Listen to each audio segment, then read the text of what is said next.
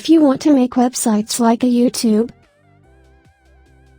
Facebook, WhatsApp web, and many other, you really need to start from HTML5. Web design is the process of creating websites. Websites are created using a markup language called HTML. Web designers build web pages using HTML tags that define the content and metadata of each page. Which language you use as a web designer?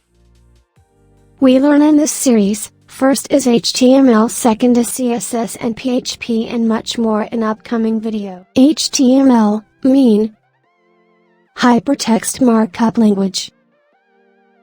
Hypertext markup language is the set of markup symbols or codes inserted into a file intended for display on the internet.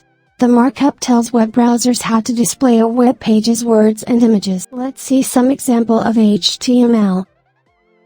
We put HTML heading inside the H1 tags. Everything enclosed in less than and greater than symbol is called tags.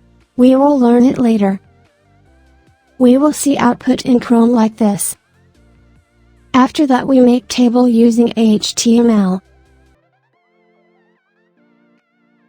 HTML is easy. HTML is free.